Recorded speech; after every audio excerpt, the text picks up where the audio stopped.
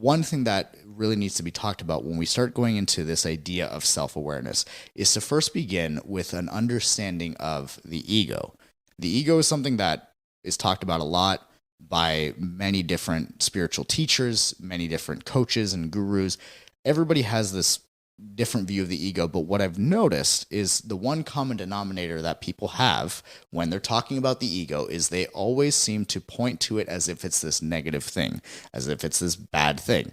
So on this podcast, we've talked about the ego before and how it's actually much more neutral than people give it credit for, than it is bad. So we're going to start by defining the ego and exactly what it is. At least from a Zen Stoic perspective, right? I can't sit here and claim that this is the absolute definition, but this is the way that's helped me most, as well as has helped my clients most in understanding and being able to work with their own ego. So the way that I define the ego is that the ego is not some evil thing that is your enemy that you have to fight against. It's not this consistent rival or adversary that you have that you can't run away with because it's with you all the time. And a lot of people, they'll say things like the ego is the enemy, like your ego is your biggest problem, all this, that, and the other thing. And the truth is, your ego is just a part of you. However, the ego is built by social institution.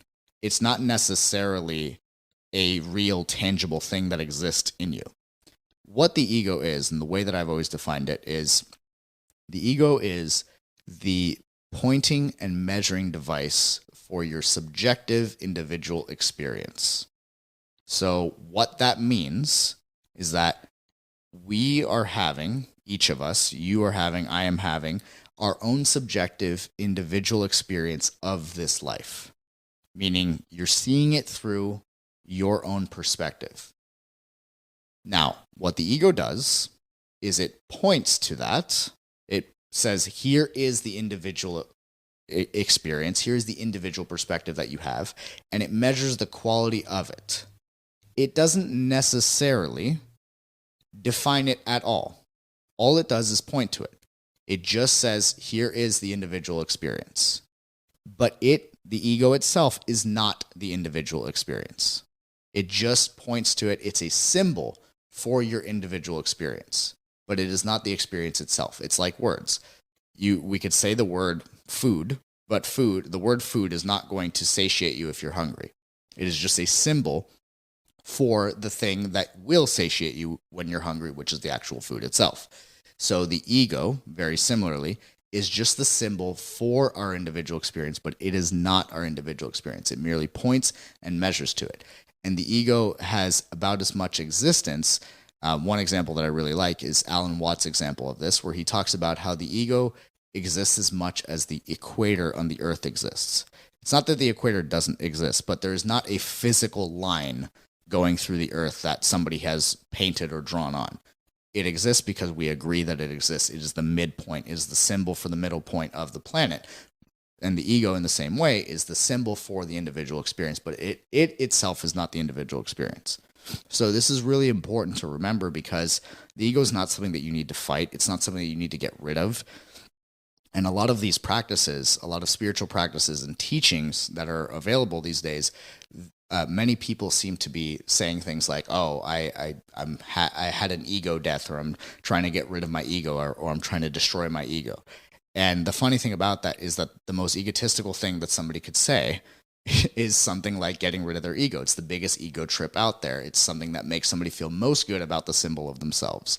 So we don't need to be fighting this. This is not something that we need to necessarily get rid of, but it's important to understand it and to work with it, not to identify through it and think that the symbol of me is the entirety of me, but also not to diminish it, not to demonize it necessarily. Right? The ego is very important to live. It's very important to function. It's how I know to bring this drink to my mouth versus to someone else's. Right? That symbol for ourselves and our individual experience gives us the ability to have that, and it's absolutely necessary to have an individual experience. Now, there's an interesting quote here from Alan Watts that I really like around the ego. So what he says is, this is about trying to get rid of your ego. It's related to this. So what he had said in one of his lectures was the following: repeated efforts to one up the universe may eventually reveal their futility. Don't try to get rid of the ego sensation. Take it, so long as it lasts, as a feature or play of the total process, like a cloud or a wave, or like a feeling warm or cold, or anything else that could happen in itself. Getting rid of one's ego is last resort to invincible egoism. It simply confirms and strengthens the reality of the feeling. But when this feeling of separateness is approached and accepted like any other sensation, it evaporates like the mirage that it is. This is why I am not overly enthusiastic about various spiritual exercises in meditation or yoga, which some consider essential for release of the ego. For when practiced in order to get some kind of spiritual illumination or awakening, they strengthen the fallacy that the ego can toss itself away by a tug on its own bootstraps. So, when I first heard this, I remember getting chills because it's something that I had tried in the past. I thought to myself the same thing, that my ego is my enemy, my ego is the problem here, and I just need to get rid of it.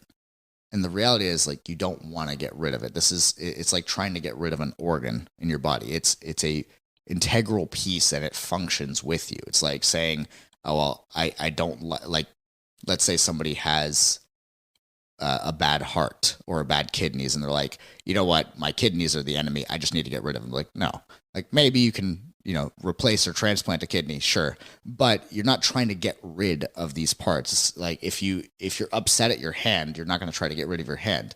So the idea is not to have an attachment towards or a demonization of any one part of yourself, to understand that all parts work together. But if we isolate it, if we let the symbol of ourselves lead the charge or be the thing that is at the forefront of our consciousness and our identification of ourselves, then we begin to engage in a limited identity, right? Something that we referred to in a previous episode.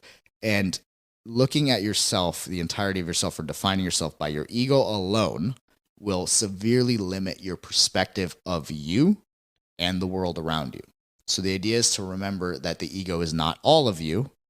It simply points to you. It's a snapshot, a symbol for the current iteration of who you are today, and not in any way the entirety of the experience of your individual experience, but merely a specific angle, a snapshot of who you are right now at this current iteration in time. So that's a different way to look at the